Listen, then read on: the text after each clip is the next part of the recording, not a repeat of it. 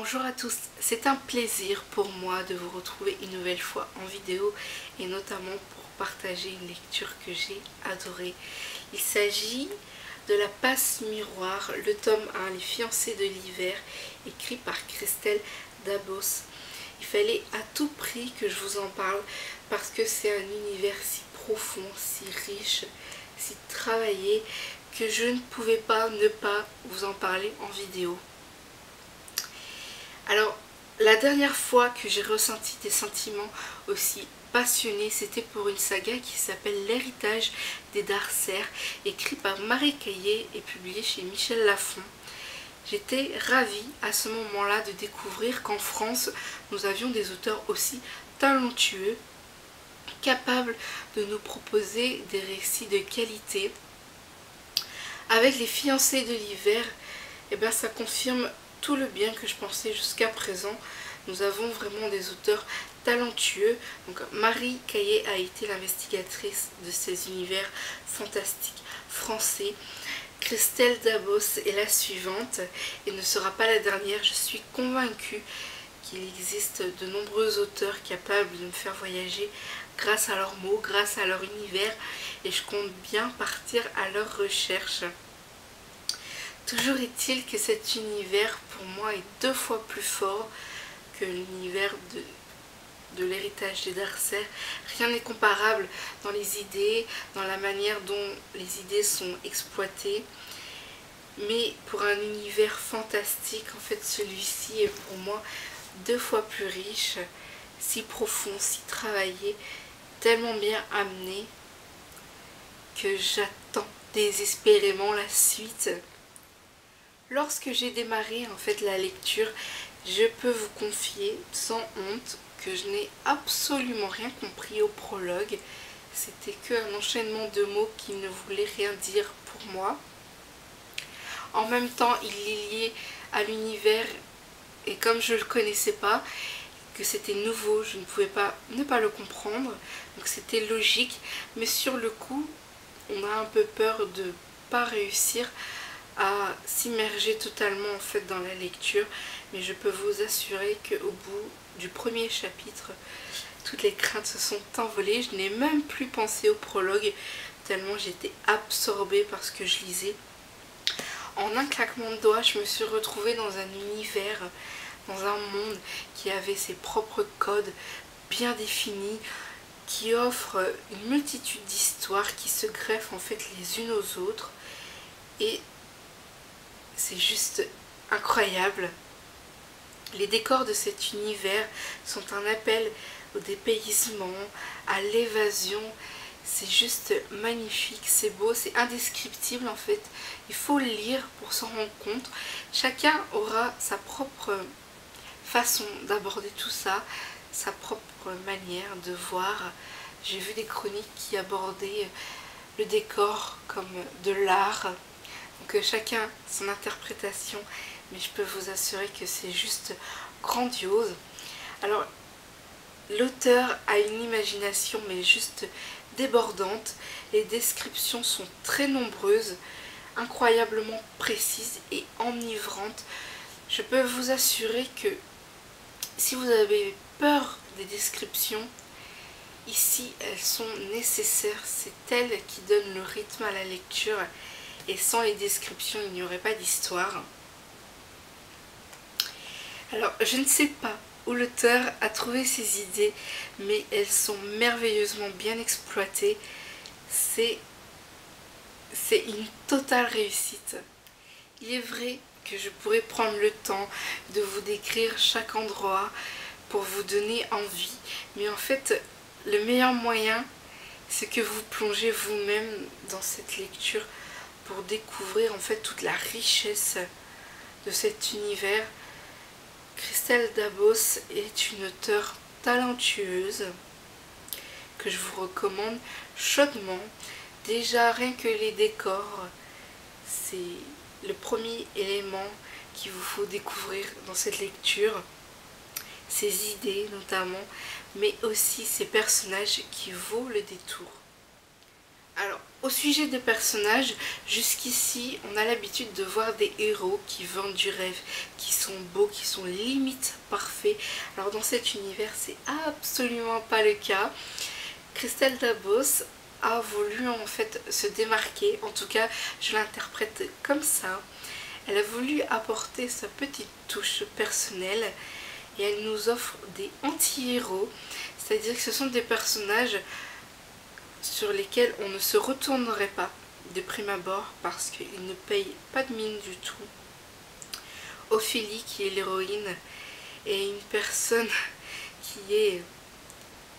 qui pourrait avoir tous les défauts du monde, et en fait il suffit de gratter la surface pour constater que c'est une personne qui est richissime intérieurement, et du coup tout l'aspect qu'on voit comme ça au premier abord s'évapore. C'est une personne incroyable. Quant au personnage masculin, il donne pas envie. On n'a pas envie de s'approcher de lui.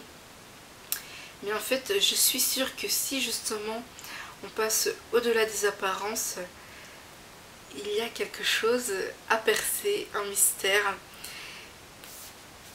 Les personnages, je me suis attachée à eux, comme quoi en fait il ne faut pas se fier aux apparences. C'est en fait, je pense, l'expression qui résume très bien cette lecture. Il ne faut pas se fier aux apparences et il faut aller au-delà en fait pour vraiment profiter de cette histoire. Alors, en plus de ces personnages qui changent de ce qu'on peut lire jusqu'ici, elle a revisité en fait les pouvoirs magiques. Elle offre quelque chose de nouveau. Alors moi qui raffole des univers à caractère fantastique, j'adore ça. Je peux vous assurer que ce premier tome est vraiment original. Il offre un nouveau souffle à la littérature fantastique parce que l'auteur a voulu proposer au lecteur quelque chose qui change, quelque chose qui est original, quelque chose qu'on n'avait pas vu jusqu'ici. Du coup, on se retrouve avec un récit qui est innovant à sa façon, qui a un décor grandiose, qui amène au rêve, au dépaysement, des héros qui donnent juste envie de les découvrir, qui donnent envie de s'attacher à eux, et justement, à l'issue, j'ai envie d'en apprendre davantage.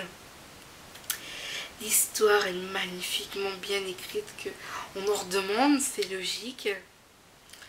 Personnellement, j'adore quand les auteurs ont envie et essayent de se démarquer de ce qui a pu être proposé jusqu'ici. Et présentement, c'est une totale réussite. Il faut à tout prix que je vous parle d'un point qui peut être juste détail, mais qui fait que j'adore. C'est qu'en fait, l'auteur a poussé le bouchon beaucoup plus loin. C'est-à-dire qu'elle a donné en fait une âme aux objets. On a l'impression qu'ils sont vivants et c'est quelque chose que j'affectionne. C'est un peu dans l'esprit de Le livre perdu des sortilèges, où dans le récit, on a l'impression que la maison est vivante, elle arrive à penser par ses propres moyens. Ici c'est pareil, les objets inanimés dans la vie de tous les jours en fait ont une âme et sont des personnages à part entière, et j'adore cet élément. C'est quelque chose que j'affectionne énormément et qui offre au récit beaucoup plus de profondeur. C'est un univers qui est richissime et que je recommande chaudement. Ce roman peut impressionner par son nombre de pages, le fait que c'est un gros pavé, mais je peux vous assurer qu'il est juste savoureux. L'écriture est belle, elle est soignée, le vocabulaire est recherché, réfléchi, et derrière chaque mot, il y a vraiment du caractère. Alors, il ne faut pas avoir peur des descriptions. C'est vrai que dans les univers fantasy, cela peut être plombant, ça peut donner une lecture qui est lente. Mais ici ce n'est absolument pas le cas. Sans les descriptions en fait il n'y aurait pas d'histoire. Alors ces descriptions donnent le rythme à la lecture. C'est un aspect en fait qui incite à tourner les pages les unes après les autres et on se rend plus compte du nombre de pages tellement on dévore le livre. Alors pour ma part, c'est un premier tome qui est abouti, qui pose les bases d'un univers complexe au premier abord, mais tellement riche par de nombreux éléments. Un dépaysement mais 100% garanti. Alors, pour conclure, je vous dirais que en fait c'est une magnifique histoire qui offre de belles perspectives pour la suite. Ça annonce de belles choses et j'ai vraiment hâte de lire le tome 2. Alors même si je suis enjouée de partager cette lecture avec vous, à l'intérieur je suis un peu triste de refermer le livre, de refermer en fait l'univers et d'attendre désespérément la suite, parce que j'ai adoré l'univers, j'ai adoré le décor, j'ai adoré les personnages, qui soient en fait humains ou à la base inanimés. J'ai adoré en fait le côté fantastique, tout ce qui est pouvoir, magie, etc. C'est vraiment grandiose, c'est vraiment un univers qui est riche. Et la suite sera longue à attendre. Alors c'est un roman qui est en fait lauréat du concours organisé par Gallimard Jeunesse, RTL et Télérama. Et quand on sort de cette lecture, eh ben, je comprends tout à fait pourquoi il a gagné ce concours, parce que c'est juste savoureux. Voilà, tout simplement un livre qui est savoureux et que je vous recommande de déguster à souhait tranquillement. Je ne ressens franchement aucun manque après cette lecture. Je suis juste en fait un peu attristée de quitter l'univers, parce que j'ai appris en fait à connaître les personnages et je me suis tellement bien sentie dans cette lecture que j'aurais aimé rester un petit peu plus longtemps. Et puis j'ai tellement envie de voir l'évolution des personnages, l'évolution des intrigues, de tout ce que l'auteur nous propose. Et puis tout au long de la lecture, il y a un personnage qui évolue, c'est Thorn, c'est le personnage principal. J'ai remarqué qu'il évolue au contact de la jeune Ophélie. Je n'irai pas jusqu'à dire qu'il est moins froid, moins glacial, mais il y a une évolution. Et rien que pour ça, j'ai envie de voir si en fait ça va aboutir sur quelque chose de beaucoup plus profond entre eux. Si une histoire d'amour est peut-être susceptible de voir le jour prochainement. En tout cas, j'attends désespérément la suite. Si jamais l'auteur passe par là, je la remercie d'avoir écrit cet univers incroyable et que j'attends désespérément la suite. Et voilà. Je vous encourage chaudement à lire ce livre parce qu'il vaut le détour. Au niveau de la littérature fantastique, il est le roman à découvrir cette année. Donc si jamais vous l'avez dans votre palle, sortez-le presto parce que vous allez passer à côté de quelque chose. Et si vous n'étiez pas au courant de sa sortie, ajoutez-le à votre wishlist parce que je pense qu'il vaut le détour et que vous ne le regretterez pas si vous aimez en fait les univers à caractère fantastique. Celui-ci est très riche et il offre de belles choses pour la suite.